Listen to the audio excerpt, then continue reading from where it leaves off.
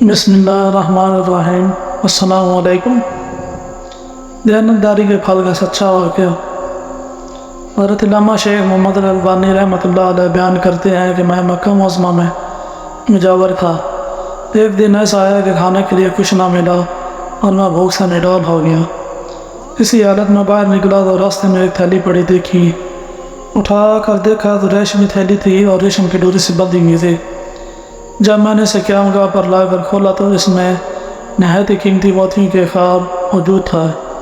بازار نکلا تو دیکھا ایک شخص رومال ہاتھ میں لیے پکار رہا ہے کہ میری تھیلی جس میں موتیوں کا ہار تھا گم ہو گئی ہے۔ جو صاحب اس کو بتا دے گا ان کے شکریہ کے طور پر 500 دینار انعام دوں گا اور اسے رومال میں بندھے ہیں۔ پھر آپ فرماتے ہیں کہ میں شخص کو نکال لیا اور تھیلی نکال کر اس کے حوالے کی۔ وہ شخص بڑا ممنون ہوا اور حسب واحد 500 دینار پیش کی، لیکن میں نے اسے معذرت کی اور کہا کہ میں یہ کام ذرا الہی کی خاطر کیا۔ اجرت لے کر میں اپنا اجر ضائع نہیں کرنا چاہتا۔ عام اس شخص نے ان کو قبول کرنے پر بہت زور دیا، لیکن میں برابر انکار کرتا رہا، یہاں تک کہ وہ تنگ آ کر چلا گیا۔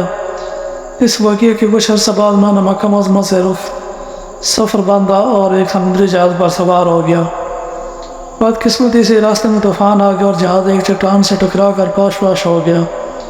میرے سوا سا مسافر ڈوب گیا۔ میں بچنے کی یہ صورت ہوئی کہ تختہ میرے ہاتھ آ گیا اور میں اس پر بیٹھ گیا۔ بہتا بہتا ایک جزیرے کے ساحل تک پہنچا۔ اس نے اتفاق یہ ہوا کہ اس جزیرے کے باشندے مسلمان تھے۔ میں وہاں کی مسجد میں ٹھہر گیا۔ لوگوں نے مجھ سے حال دریافت کیا۔ میں نے ان کو سارا واقعہ بیان کیا۔ لوگ یہ سن کر بہت متاثر ہوئے اور میرے ساتھ نہایت اچھا سلوک کیا۔ بہت سے لوگ مجھ سے قرآن کریم کی تلاوت حاصل کرنے آنے لگے اور اپنے بچوں کو بھی قرآن کی تعلیم کے لیے میرے پاس بھیجنے لگے۔ تھوڑی مدت مجھے لوگ مجھ سے بے حد مانوس ہو گئے اور مجھے اپنا مرشد سمجھنے لگے۔ اس کے علاوہ مجھے کافی مالی امدادی بھی دیتے تھے اور دوسری کئی قسم کی خدمات کرنے سے بھی گریز نہ کرتے تھے۔ ایک دن انہوں نے آپس میں کچھ مشورہ کیا اور پھر میرے پاس آ کر میں کہا ہماری رائے یہ ہے کہ آپ شادی کر لیں اور یہاں مستقل اقامت اختیار کر لیں۔ میں نے کہا جیسے آپ لوگوں کی خوشی۔ چنانچہ انہوں نے بتایا کہ ہمارے یہاں ایک مالدار یتیم لڑکی ہے۔ ہمارے خیال میں اس کے لیے آپ سے بہتر شوہر ملنا مشکل ہے۔ اگر آپ رضامند ہو تو اس سے آپ کا نکاح کر دیں۔ میں نے رضامندی کا اظہار کیا اور میرا اس لڑکی سے نکاح ہو گیا۔ جب میں نے فروخت میں اپنی بیوی کو دیکھا تو یہ دیکھ کر حیران رہ گیا کہ وہی تھیلی والا ہار اس کے گلے میں پڑا ہے۔ دریافت کرنے پر معلوم ہوا کہ یہ لڑکی حاجی کی بیٹی تھی جس نے میں نے محض اللہ کے لیے وہ ہار واپس کر دیا تھا۔